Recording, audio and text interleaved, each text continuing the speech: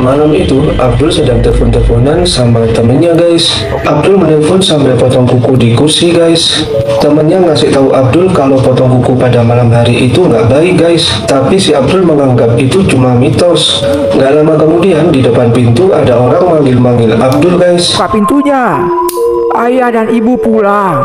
Ternyata itu orang tuanya Abdul yang baru pulang. Abdul segera membuka pintu dan kedua orang tuanya masuk ke dalam rumah guys. Di dalam rumah bapaknya tanya apakah Abdul sedang potong kuku. Dan Abdul jawab iya guys. Lalu bapaknya melarang Abdul memotong kuku lagi pada malam hari, karena itu bisa memperpendek umur dan yang melanggarnya akan mati guys. Ya, itu bisa memperpendek umurmu. Orang yang melanggarnya akan mati. Setelah ngomong itu, bapak ibunya Abdul masuk ke dalam kamar. Abdul nggak percaya sama omongan bapaknya dan tetap lanjut potong kuku. Tiba-tiba HP-nya Abdul berdering guys karena ditelepon sama bapaknya. Abdul heran kenapa bapaknya telepon padahal kan lagi di kamar. Melalui telepon, bapaknya bilang kalau malam ini akan nginep di rumah nenek dan baru pulang semingguan lagi guys. Abdul jadi kaget karena barusan dia melihat bapak ibunya masuk ke kamar. Hah? Terus? Siapa yang ada di rumah? Ya, ketahuan ya. Tiba-tiba dari belakang Abdul muncul setan yang mirip bapaknya tadi guys. Setan itu bilang kalau Abdul sudah melanggar larangan potong kuku malam hari dan umurnya tinggal beberapa detik lagi guys. Dan akhirnya si Abdul meninggal guys.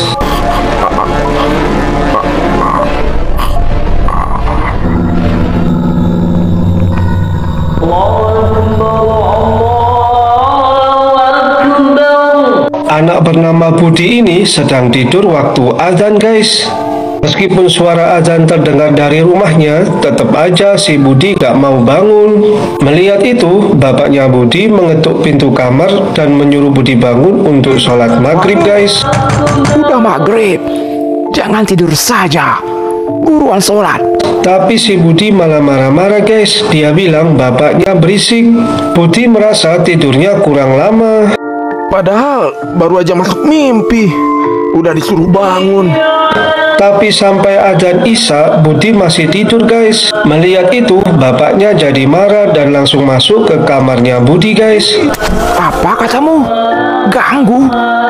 Ini buat kebaikanmu juga. Kalau kau gak sholat, bisa-bisa kau masuk neraka.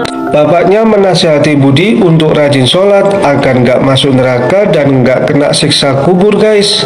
Tapi sudah dinasihati, Budi malah mengumpat dan mengusir bapaknya. Bacot lah ya. Ini tuh di rumah. Kalau mau ceramah pergi aja ke masjid. Setelah itu Budi tidur lagi guys. Waktu Budi terbangun, dia kaget lihat tubuhnya terikat dan pakai kain kafan kayak pocong. Lalu Budi melihat ada dua sosok misterius yang berdiri di depannya guys. Kira-kira sosok misterius itu siapa ya? Yang tahu komen di bawah ya.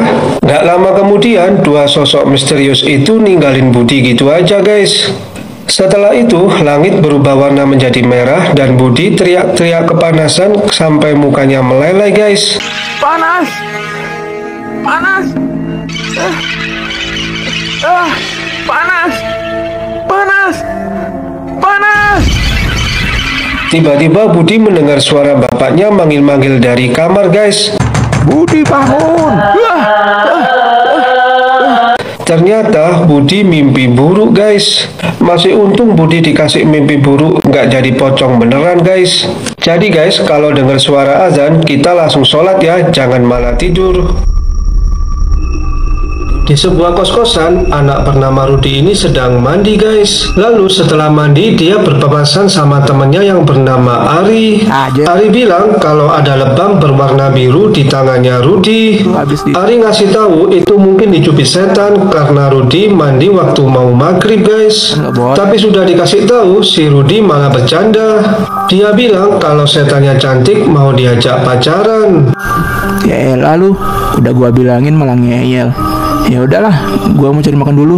Dan hari berikutnya, waktu sudah maghrib, Ari melihat Rudi mau masuk ke kamar mandi guys. Ari mengingatkan lagi untuk jangan mandi di waktu maghrib karena lebam biru di tangannya Rudi semakin besar guys. Tapi si Rudi nggak percaya dan tetap mandi. Di kamar mandi, Rudi sedang asik mandi sambil nyanyi guys. La la la la la. La la la la la la la. Tanpa disadari, di belakangnya Rudi muncul tangan-tangan setan guys.